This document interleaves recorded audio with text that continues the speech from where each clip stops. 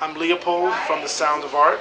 We're an art collective, and our mission is to bring art to the people. It's a business, we're a for-profit business, and we also are interested in creating access. That's our main goal. It's creating access, giving people an opportunity from all walks of life, balancing out the playing field, and kind of like demystifying the whole idea of art being this like very elitist kind of world, you know, for a particular group of people, where it's created by people, it should be for the people. We kind of use that as our anchor to kind of help spread the word and what we do. So what do I have behind me here at the Casa Frela exhibit for Host and Open House New York? We have just a sample of some of our artists' work. And it kind of I wanted to bring stuff that gave a range. So we have everything here from Tony Filippo. Tony Filippo is a native New Yorker from the Bronx. He is a Greek Puerto Rican. So even the story behind these guys is interesting.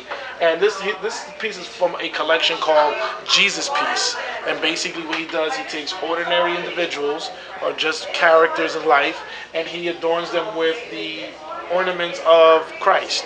So that being the halo and the Sacred Heart.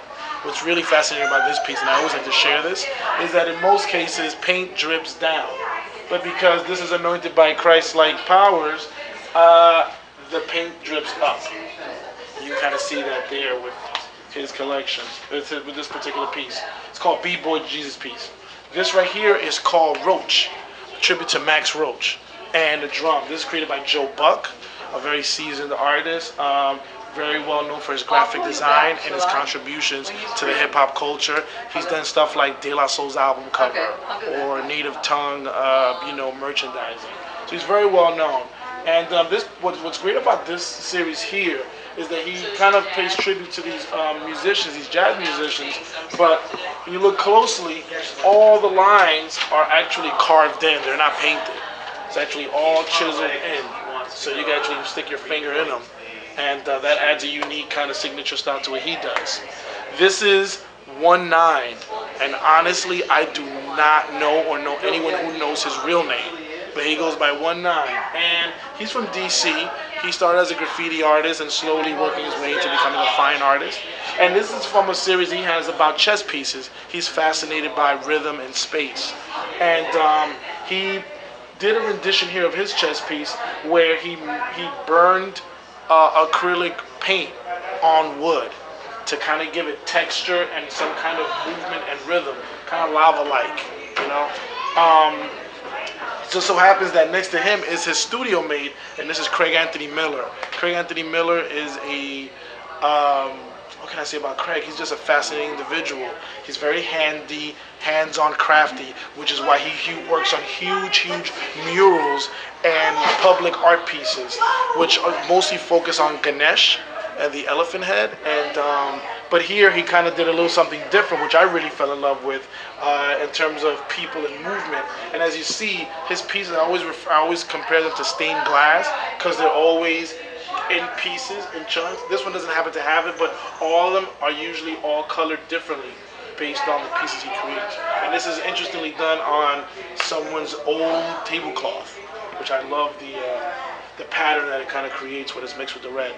And these two last pieces here are from a Dominican artist named Mario Pena, and he's from he lives in New Jersey, and he works heavily with mixed media. And these are a tribute to Jackie Robinson and Hank Aaron, two heroes in the growth of people of color in baseball and sports in general. So he created that, and so these are the pieces on the walls that one would mostly find in their home, hanging as a decorative piece. But then we focus on what we have on the table because our goal is to create accessible art. So that means also price points are a little more flexible.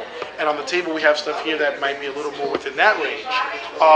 We have prints created by Joe Buck, the gentleman who did the jazz series. These are actually jazz prints. Here we have another tribute to Max Roach. We have one here to Charles Mingus.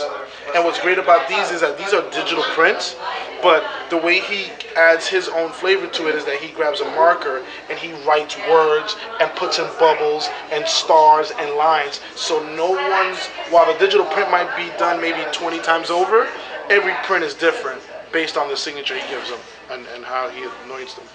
Then you have another series here called these vintage vinyl pieces, which actually are in his own creation, old record labels, but no one's ever created them. He's did it all in his head.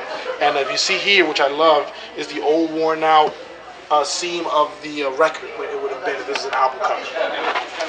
And again, more of his abstract creative work.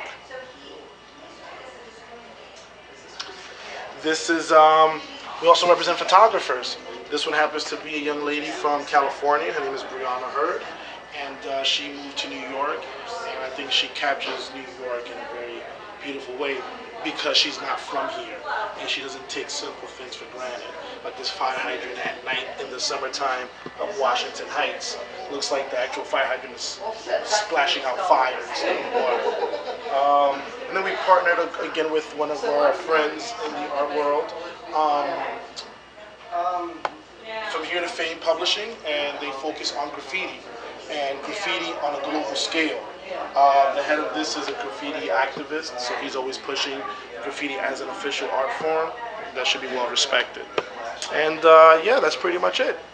I'm Leopold from The Sound of Art. Thank you.